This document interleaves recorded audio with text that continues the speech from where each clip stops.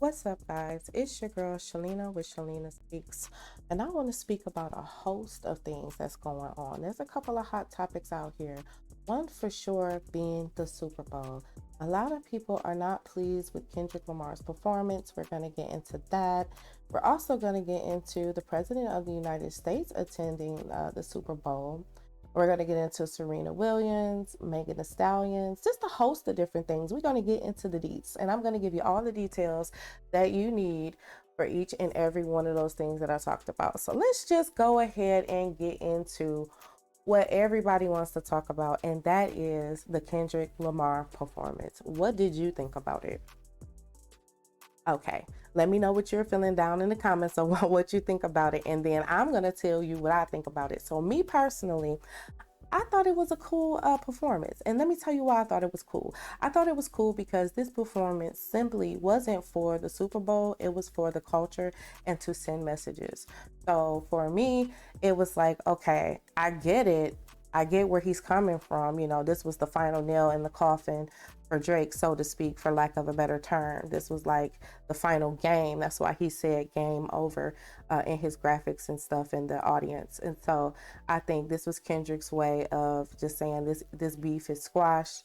He won it. There's nothing else you could do about it. However, the people feel as though that this performance was not one of Kendrick's best performances, and you know, they actually wanted a little bit more. So let's just go ahead and get into the deets on that, because there is a video going around that everybody's talking about that I just kind of want to bring a different perspective to, because I think that it's getting out of hand. So let's just go ahead and get into this video. So this is the video that is going around of the crowd. You can see the crowd here at Super Bowl. There's not really a lot of people engaged. Phones are up, people are recording, they're taking pictures and things of that nature. However, they don't know these songs. Like, this is a new crowd, and these are new songs that Kendrick is singing, and he didn't sing or perform any of the songs that people would know to kind of say, okay, oh, that's Kendrick Lamar.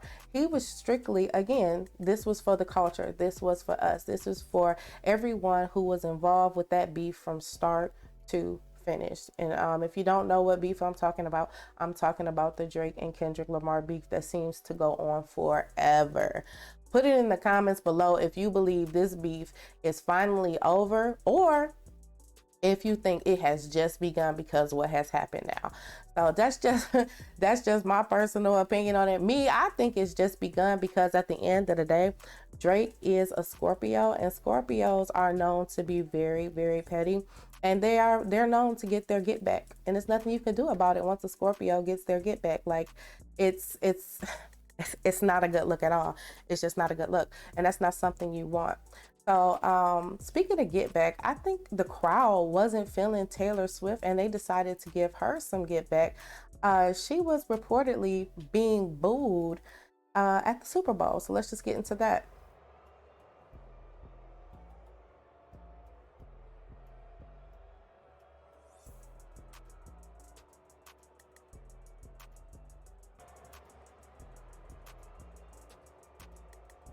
Dude, like, what is happening? You know what I mean? Like, what is going on? Why was she being booed? You know what I mean? Like, what was it? And you see her sitting there with Ice Spice, though they're having a good time, you know what I'm saying? Um, so, you know, I don't know. Let me know in the comments why you think that Taylor Swift has gotten booed, right? So outside of the booing, let's go back to the Super Bowl itself. Like, so a lot of people paid a lot of money to see the Super Bowl, and I can kind of get why they would be upset from what a lot of people are calling a lackluster performance, right? So let's just get into the prices these people paid to see the Super Bowl. And you know, it's not just about the game, it's really about the freaking halftime show, right? For most people, unless you're a diehard fan, you have to be a diehard fan. So let's check it out. This is what they had to say. This is from the Daily Mail. My boss was coming, I had to come put on for Trump, you know what I'm saying? $3,900. How much did you pay for your ticket? $8,000. Which I think was decent. There's no way. We sitting down here for 5,000. Incredibly grateful for my father, Dr. There's no way. Kramer over here. We rich. Bro. 30,000. 30,000. There's just no way I would pay that type of money for a ticket. I don't know. How much did you guys pay for your ticket if you, in fact, you went to the Super Bowl, or if you know someone who went to the Super Bowl, how much did they pay? How much did they pay to get in there? And did they go to any tailgating, and how much was that, and how did that go? Just go ahead and drop it in the comments below. So back to the Super Bowl. I saw one interesting post, and I wanted to share it with you guys, and it was about the Super Bowl. And so this gentleman made a post on X, and it said, "A black man performing at the Super Bowl halftime show. And no Black Lives Matter message. No rainbow flags flying. His whole dance team is repping red, white, and blue." And then it goes on to say, "I am pleasantly surprised thus far." How do you feel about that statement? Do you feel like that was something that needed to be said? Do you think that that's the change that people are wanting to see? They don't want to be shoved, subliminal messaging anymore. They just want it straight to the cut, you know what I'm saying, to the point. What they came for is what they came for. But at the end of the day, Kendrick still did send subliminal messaging. So I know what he said for what he saw or whatever, but there was a lot of stuff that a lot of people miss. And this guy, he breaks it down perfectly on like what Kendrick was saying in there. So let's just go ahead. I'm going to get to this video, and you guys tell me what you think. All right, here he goes. Here's everything you missed about Kendrick Lamar's Super Bowl halftime performance in under 2 minutes, and there's a lot, so let's get into it. Kendrick's wearing a Gloria jacket, which is a reference to his pen, as referenced on GNX. He also had an A on his chain, which could be one of two things: PG Lang's logo, or a small A, a minor A, trying to strike a chord, and is probably... In terms of the actual performance, he started off by playing the Tiramisu, aka the Body for Body snippet, which is an unreleased song that was teased for his GNX album, but he did perform some more lyrics from it that we hadn't heard. Samuel L. Jackson as Uncle Sam was great. He was trying so hard not to curse, and he did a good job. But he also told Kendrick, go to the hits, and that's when Kendrick played Humble and DNA. Now on screen there were buttons that referenced a game, which at the end came to the final conclusion of Game Over. Of course we had SZA singing All the Stars, which is also low-key a Drake diss. We had Serena crip walking on stage, and during Peekaboo we had a big X on screen. Now this may be a huge reach, but we're gonna do it anyways. X, Drake's X, Drake's X. XXX. I'm not saying there's a link, but in Peekaboo, Kendrick did hint at knowing a little bit more about this, and there is this whole case that you can look into if you want. Coincidence? Maybe. And I want to play their favorite song, but you know they love to sue. The lawsuit. He also rapped that they try to rig the game, but you can't fake the influence, meaning no matter what was going on behind the scenes, this is real life. People are screaming the lyrics in real life at the Super Bowl, at the biggest event in the world. Definitely in America, but I also know it was global. It's only noon in Australia. At the end, there was also a guy who pulled up with a Palestinian flag. He got immediately dragged off, but he did make it into a part of the show. Still can't believe we got Euphoria at the Super Bowl. But let me know what you think of the performance. Is there anything I missed? Let me know in the comments. We'll cover it next. Now, there was this guy who did miss some things. So let me just go up here and let you hear what he has to say. So here, he caught some things that he missed. The halftime show wasn't supposed to be entertainment. It was a message laced with symbolism about our government and control. In the lyrics, the revolution about to be televised. Right time for the wrong guy. So see that music, I think because he used that music, I might get a copyright strike. So I'm not going to use that music. But basically, he was talking about the revolution will be televised. I know you heard that before. And he televised a lot. When he mentioned reparations, I thought that was crazy, to say that on such a public stage. Not crazy like in a bad way, but crazy like in a wild way. Like, I can't believe someone got up there and said that, you know what I'm saying? And so, yeah, I thought it was an okay performance. It was pretty cool for what it was, because I know what it was about. It was about sending a message. It was about the beef, basically. But the after parties was dopely lit. So let's just go ahead and get into that. You could see Megan Thee Stallion was out and about. Quavo, Cardi B, and Ice Spice was seen at was seen at an after party. And then we saw Megan Thee Stallion out and about, and here's what she had to say. Excited to see Kendrick though. That's why we came. Love you, Megan. Are you excited to see Kendrick though? That's why we came. Love you, Megan. So as you can see, she said that's why she came, because the gentleman asked her was she excited to see Kendrick. But let's just go ahead and get into Megan being out and about. I would show you guys some pictures, but they're all over the internet. You can see them. Megan was out and about in New Orleans, and this comes just after her being out and about in Paris for Paris the Fashion Week. And so she kind of made an appearance there, you know, doing some different things with Fenty, a lot of different designers and things of that nature. And I thought that that was pretty cool. This is like a sign, you know, showing that Megan is getting back in the game. She's getting her feet wet again, you know, now that she's done with that crazy, the beef and the court stuff for the most part. She's kind of like stepping back out and trying to you know, own it again, you know. And I think that her popping up in different places definitely is a sign of that. That's what they call like a soft launch, you know. This is not her going hard. She's just doing a little bit here, she's doing a little bit there. And so I think it's pretty dope, and I'm interested to see where it goes with Megan Thee Stallion. Like, where can she go from here? I really would like to see her do more rap battle style music, because I think that's where her strength is. And I think that if she did that, she would thrive greatly amongst her peers, men and women, you know, because rap is a very competitive sport. And I feel like that Megan can stand a competition or two. You know what I mean? Especially when she freestyles. Like, when she freestyles, she gets in there. When she's in her bag, she's in her bag. But when she's not, you can kind of tell it. And that's not to shade Meg or anything like that. I'm just saying, you can kind of tell it, and it is what it is. So, yeah. So that's how I feel about Megan and her coming back out into the open eye. I seen a video of her and Glorilla. They were hanging out, you know, they're best of pals. They were hanging out at the Super Bowl after parties and things of that nature. Now, I did come across this post that I want to get into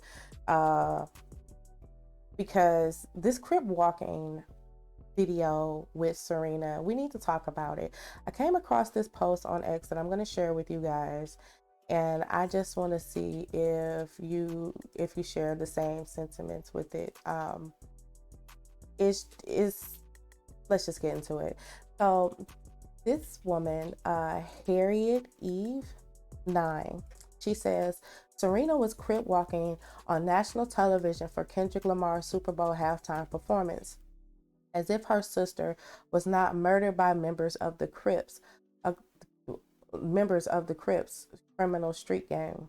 On the night of September 14th, 2003, I don't want to mess up this name, Yetunde Hawanye Price, I'm just going to say Miss Price, the sister of Serena, was chatting with her boyfriend in her SUV parked outside what subsequently was revealed to be a drug house in suburban Compton, Los Angeles. According to the prosecution at the subsequent trial, I hope I said that right. At the subsequent trial, two of the members of the Southside Compton Crips street gang, who were guarding the house, opened fire on the SUV in belief that they were defending the drug house from gangland rivals, presumably the Lime Hood Pyru.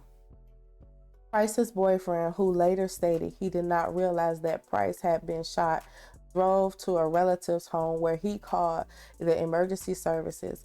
Price was later pronounced deceased shortly after arriving at the hospital from a bullet wound to the head. And then she quotes #Super Bowl, #toxic culture. And she did quote this, so she shared Serena's post and quoted it so Serena can see it. And if you go down in the comments, you will see she went on further to say the Crips gang member who killed Serena and Venus Williams' sister will be released from jail. In 2003, Venus and Serena Williams were traveling the world and established themselves as young legends in professional tennis. At the time, a few of their family members were still dealing with the day-to-day issues in Compton, California. Gang violence touched Serena and Venus's family in the September of 2003 when their 31-year-old sister, Miss Price, was killed during a drive-by shooting in Compton. Miss Price, Serena, and Venus have the same mother. I'm not gonna mess up their mom's name, but you can see the picture right here, and this is the article. So, me personally, I thought this was kind of interesting. I didn't know that. I had no idea that that had happened. So, what do I think about it? Me personally, I have a half sister, and I'm not that close to my half sister for one reason or another. It just never was that close. I'm not sure how their family dynamic set up. Me personally, I wouldn't do it. That's not something that I would do, even though I'm not necessarily close with my half sister. So, but people do different things for different reasons. You don't know. Maybe it's her way of healing. Maybe it's her way of dealing with it. Maybe it's her way of calling out the ones that did do it. Maybe she made peace with them, and this is her way of forgiving them and moving on and getting that part out of your heart, because everybody moves with forgiveness differently. You know what I'm saying? And nobody will know exactly what Serena was thinking when she did this. Not to say that it was necessarily a bad thing, because we know why she did this. She did this in retaliation to Drake and all the shots and stuff that's going on with Drake. That's why Scissor was up there. And then Kendrick. So Kendrick had both of his exes up there. So at the end of the day, that's what this was about. I think maybe she did it without thinking, you know what I'm saying? Because it had happened a while ago. Not to say death is forgettable, because it's not. I'm not saying that. I wouldn't dare say anything like that. I just want to know, like, what are you guys thinking? What are you guys thinking about it? What would you have done? How would you have dealt with it? I don't know. That's just my personal take on it. Me personally, it's not something that I would have done for a host of reasons. One, it's just that memory. I wouldn't even want to have that up there. Two, I wouldn't want to represent those people that did that. And I get it. Bygones are bygones, and you forget and you forgive. But some people can't forget, and some people can't forgive. So that's that. And would it be any different if it wasn't a gang and it was just two people or a group of people that just did the same thing and it wasn't a gang? Would that be any different than somebody going to the court on that murderer's judgment day and forgiving them and saying that they love them like Christ loved others? I mean, is it any different? I don't know. That's just my thoughts. So let me know what you guys are thinking down in the comments below about these topics. If you like this video, go ahead and give it a thumbs up.